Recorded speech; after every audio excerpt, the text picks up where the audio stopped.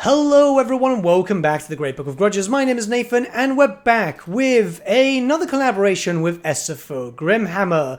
That's right, so the new patch for SFO Grimhammer, Land of Wealth, is dropping soon. It will be available for public beta prior to its official release, and I've teamed up with Venris and his team once again to be able to showcase all the changes that are coming into effect. Now, before anything, I do have to tell you that all this that you're seeing is work in progress, so stuff is subject to change, and if you guys have suggestions, you can leave them in the comments below, but, you know, it's just to make sure that you guys are aware that it's work in progress. So what is Land of Wealth? This is the first patch affecting campaign across the board. It's not complete race reworks like we're used to, as first they need to do some changes here and there just to keep everything balanced and obviously do campaign changes overall. So in this video we're going to be going over the quality of life changes, and then in future videos, which will come out, I believe 2 a day will come out as from tomorrow, they will focus around all the different changes coming to different races and factions, which should tie people over until we eventually get maybe Immortal Empires, or Venris starts deciding when, I don't know who, to focus on the next overhaul. This is when the races get overhauled as a whole. But with all that being said, let's not waste any more time and jump right in. Before we can jump into the SFO specific stuff, we do have some mod integrations. So let's begin with Settlement Capture Pictures by Ms. Lyrigal. That's now been integrated into SFO Grimhammer,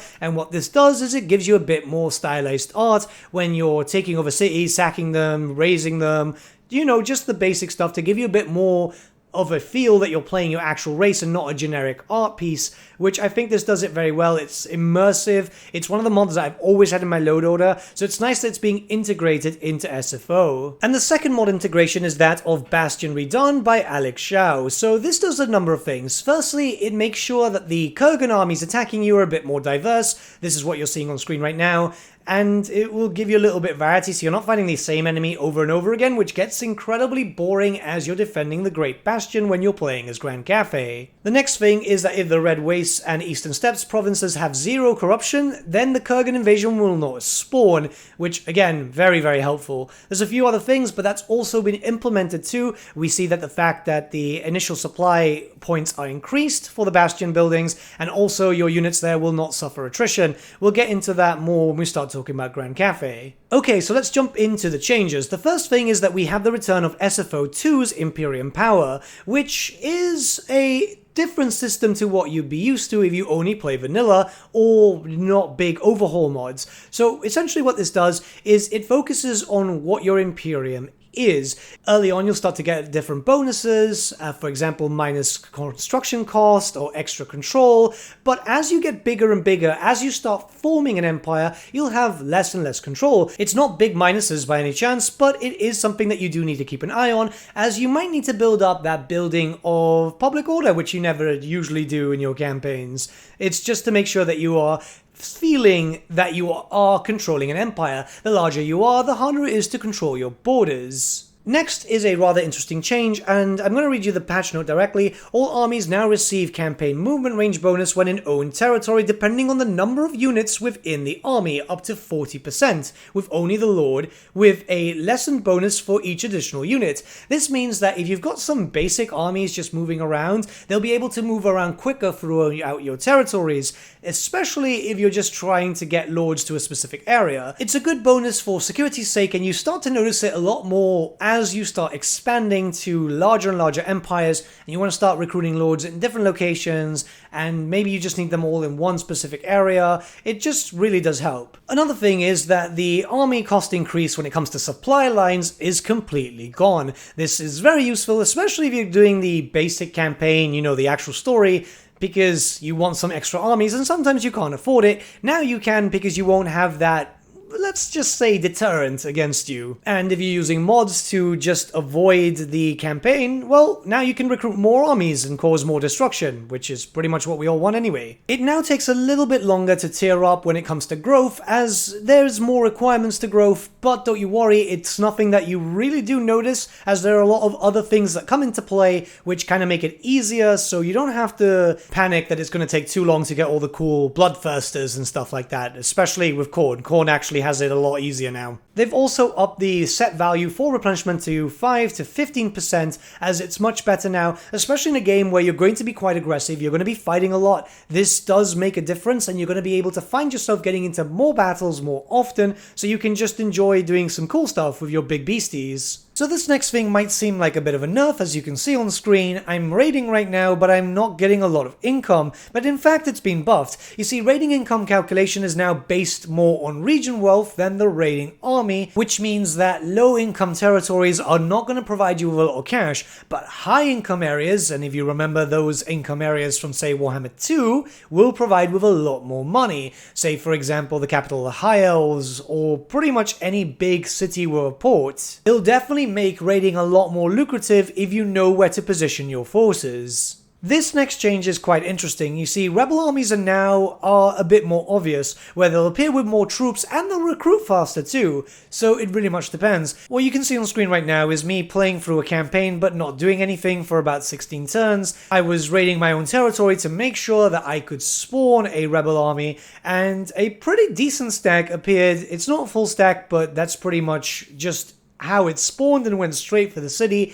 And I think this is pretty cool, because rebels have always been kind of a bit of a joke. Now there'll be a bit more, you have to worry about them, you'll have to send forces there, or make sure that you build up your areas to be able to have a decent garrison. So this might not be too noticeable at the beginning, but early on, everything stays the same regarding experience needed to level up your characters. However, past level 15, you'll see that it's been increased by 75%, meaning that it's going to take a while for you to get those characters up and running post 15, which might be a bit strange to some, but you'll still get it the same way. All you have to do is get into some battles, and you won't really notice the change too much, especially if you play like I do, where you're just getting in there and just using the same armies over and over. They'll still level up at a pretty fast pace. A quick note here, because I refuse to let a character die, especially now, but the wound time has been changed. So when a legendary character or an immortal character dies, instead of 5 turns it takes 8 turns. Obviously you can get some modifiers to make that less,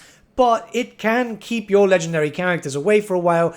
This might seem like a bad thing for you, but remember it also affects the AI factions, so it means that you won't have them scrambling for all the different types of rifts and all that if you're playing the generic campaign. Raiding Stance has gotten a really nice buff, where now any of the characters on that stance have minus 10 upkeep reduction, plus 200 character experience per turn, and plus 100 unit experience per turn. This is very good if you want to just boost up your characters, plus the upkeep reduction is very helpful, especially if you decide to play, say for example, Scarbrand.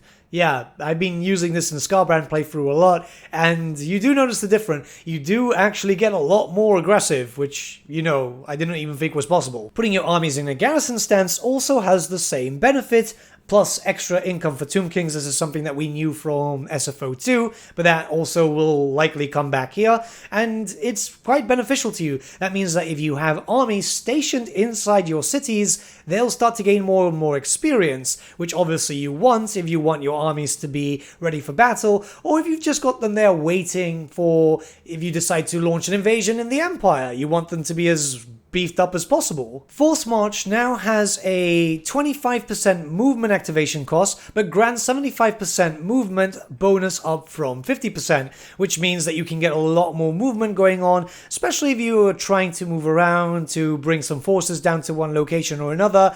It's going to make a lot more sense eventually, I guess, when it comes to, say, for example, the Immortal Empires, where you're going to need to cover a lot of ground. You definitely are going to have to cover a lot of ground. If you remember the Immortal Empires, there was a lot of areas, like for example that in Hekara, which was just very barren, so this is going to make things a lot easier. So this is going to be quite beneficial for you guys early on, or even in some locations where you don't want to collect some tax. You do get a benefit now. In fact, you'll get plus 50 growth to the area, which if you've just conquered a new area, which is obviously not going to give you a lot of money, you want to level it up as quickly as possible, growth is going to be very good for you. And yes, it works on Scarbrand too. It's pretty good. It's pretty good.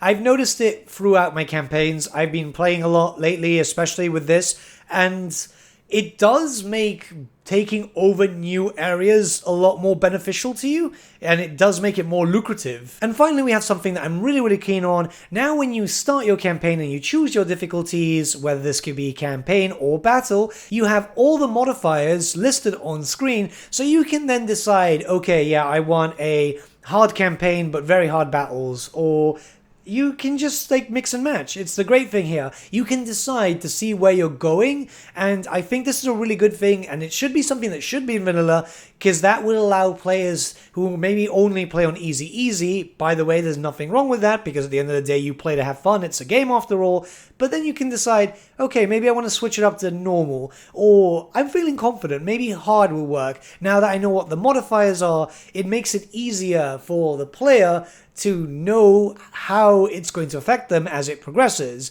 This is obviously just for SFO Grimhammer, but I think it's a massive quality of life change, which I think is very useful. Now obviously that's not all the stuff that's coming into the new patch for SFO Grimhammer, known as the Land of Wealth. There's a few other changes which I am purposely omitting from the quality of life video, so you guys can discover it for yourselves, so you guys can play, you guys can have some fun, because that's the great thing about this, there's always a little bit of discovery. Now there's going to be a lot of other stuff that you guys are going to see when we start going on to the specifics when it comes to, say, for example, the specific race of Kislev or Khorne. A few changes have come in there, but all in all, I think this is a pretty good patch. I've been enjoying it. I've had access for a while. Venrus has always been kind enough to reach out when I'm having a little bit of a slump with Total War to let me test out the new patch that he's planning, and honestly, this has been quite good. I've been really enjoying my time with Total War thanks to this. Now, with all that being said, what do you guys think about this? These are the quality of life changes. Let me know your thoughts in the comments below, as Venrus and his team do check out the comments. And yeah, and remember once again that this is in beta form, so things could be subject to change. But with all that being said, have a great day, and I'll see you tomorrow with some race changes.